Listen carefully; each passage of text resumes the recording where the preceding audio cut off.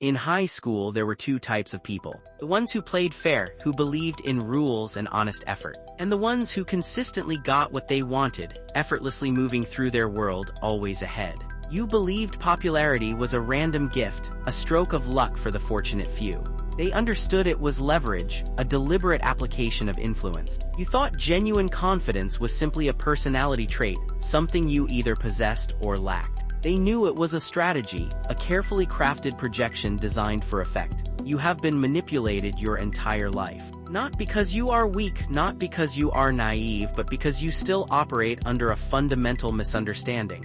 You still think influence is inherently evil. You believe manipulation is a dark, morally corrupt act. And as long as you cling to that outdated belief, you remain a pawn in a game you refuse to acknowledge. You continue to be played by those who wield these tools with ruthless efficiency. But what if evil is the wrong word entirely? What if manipulation is simply a tool, a lever you use to get a desired result, not inherently good or bad on its own? Picture this: a woman named Maya. She's got a 4-year-old son. One day they are in the grocery store. The kid throws a meltdown, screaming, crying, on the floor. Everyone is staring, judging. Most people would panic, their patience snapping under the public pressure. But Maya, she doesn't. She kneels down, gets eye level, lowers her voice, and says this calmly, clearly: "If you help me put the bananas in the cart, we'll go get ice cream after. Deal." The screaming stops. The kid looks at her, wipes his tears, nods, and walks with her. Problem solved. That wasn't magic.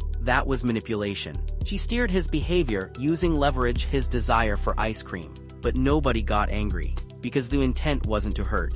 The intent was to navigate a difficult moment, to solve a problem for everyone involved. Manipulation isn't lying. It isn't inherently evil. It's influence applied with intention. The difference between you and a master manipulator: they don't flinch at using tools that work. They see the truth, the tool is neutral. The wielder decides the ethic. Manipulators don't live in the fleeting, reactive moment. They live 5 moves ahead, their minds mapping possible outcomes and countermoves. They are not asking, "What do I want?" That's the amateur's question.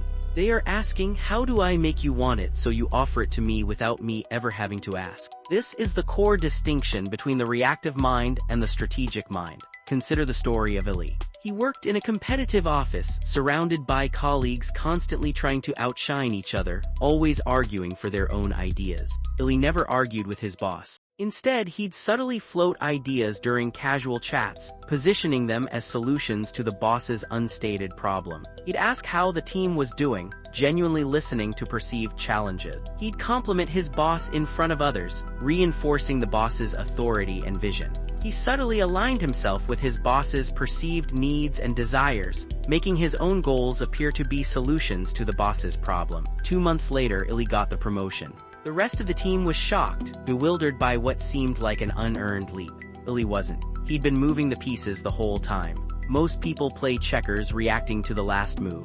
Manipulators play chess, and they always set the board. They don't wait for opportunities, they engineer them. You have already used manipulation, probably today, without even realizing it. You smiled when you were nervous on that call, managing the perception others had of your composure. You told your friend you'll love it about that movie so they'd finally come with you, using enthusiasm as persuasion. You added "just kidding" after a risky joke, probing their boundaries, testing how someone would react before committing to the full statement. That's all influence. That's all a form of manipulation. The only difference: you probably didn't know exactly what you were doing, or why it worked or didn't. You acted on instinct, on social conditioning, without conscious intent. Manipulators, the ones who seem to glide through social situations effortlessly, they know.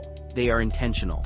They understand the mechanics. If you're already playing the game, if you're already engaging in these subtle acts of influence, wouldn't you rather play it well? Wouldn't you rather understand the rules, rather than stumble through them blindly? This is the shift. This is the brain hack that changes everything. Stop thinking of manipulation as something inherently wrong, something to avoid or fear. Stop seeing it as a moral failing. Start seeing it as a fundamental skill of social navigation, a tool for achieving your objectives in a world that constantly tests your boundaries. It is a skill you either consciously control or get controlled by. The choice is yours. Everyone's influencing everyone, all the time. In every conversation, every meeting, every relationship, there is a subtle exchange of intention and response. The only real question is, are you the sculptor, consciously shaping the interaction, bending it to your will, designing the outcome?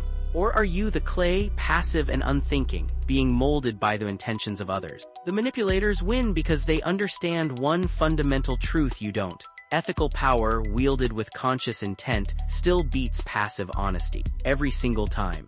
This understanding that influence is a neutral tool, wielded with intent, is just the first piece of the game. It's foundational. If you're ready to learn the actual tactics, the advanced strategies, and how to build your mental shield against those who operate unconsciously, watch How to Win in Manipulation next to stack tactics, timing, and persuasion triggers.